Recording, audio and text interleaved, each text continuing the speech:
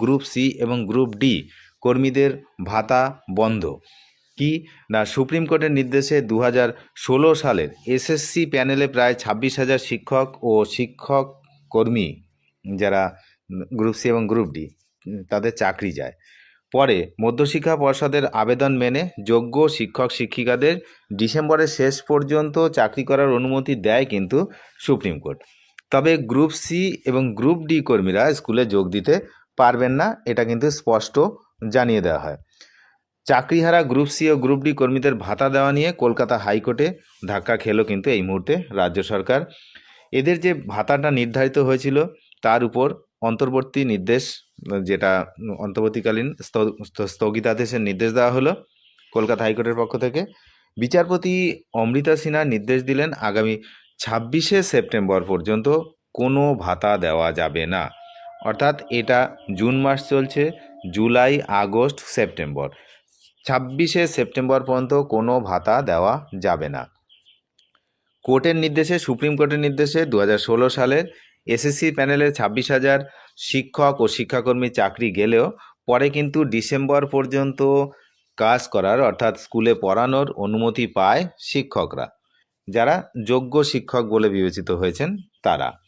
তবে group C এবং group D কর্মীরা তারা কিন্তু স্কুলে যোগ দিতে পারবে না।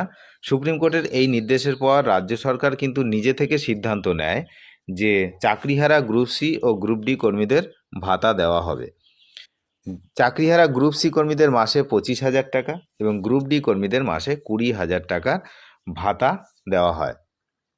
সেই যে ভাতা যে দেওয়ার সিদ্ধান্ত, কিছু কয়েক মাস পেয়েছেও, 1-2 মাস পেয়েছে, তো সেই সিদ্ধান্তকে কিন্তু চ্যালেঞ্জ করে কলকাতা হাইকোর্টে মামলা হয়।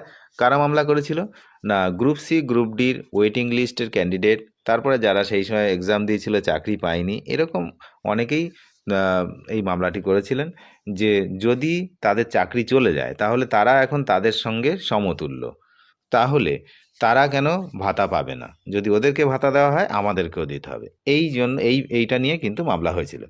তো সেই মামলা শুনানিতে বিচারপতি অমৃতা সিনহা প্রশ্ন তুলেছিলেন, যারা এই টাকা পাবেন তাদের থেকে রাজ্য প্রতিদানে কি পাবে।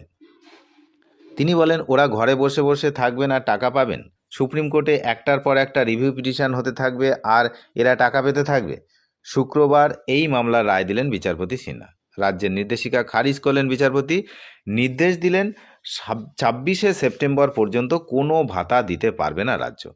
হাইকোর্টের এই নির্দেশের পর আইনজীবী ফিরদৌস সামিন তিনি বলেন, যারা সাদা খাতা জমা দিয়ে চাকরি পেয়েছেন, প্যানেলের মেয়াদ শেষে যারা চাকরি পেয়েছেন, চাইলে সিবিআই তাদের হেফাজতে নিয়ে জিজ্ঞাসাবাদ করতে পারবে। এদের জিজ্ঞাসাবাদ করা হলে আরও অনেকের নাম বেরিয়ে আসতে পারে, তাই মুখ বন্ধ করার জন্য ঘুরপথে টাকা দেওয়ার ব্যবস্থা করা হয়েছিল। এটা কিন্তু খুবই চাঞ্চল্যকর বিবৃতি। এটা পিঠ বাঁচানোর স্কিম ছিল, যারা বঞ্চিত রাস্তায় বসে রয়েছেন তারা কেন ভাতা পাবেন না সেই প্রশ্নও কিন্তু তিনি তুললেন। তাহলে আপাতত গ্রুপ সি এবং গ্রুপ ডি কর্মীদের ভাতা বন্ধ, যদিও এখন পর্যন্ত সিদ্ধান্ত কি নেয় রাজ্য সরকার সেটাও দেখার, যে তারা উচ্চতর বেঞ্চে বা উচ্চতর আদালতে অ্যাপিল করে কিনা এই বিষয়ে। তবে আপাতত 26শে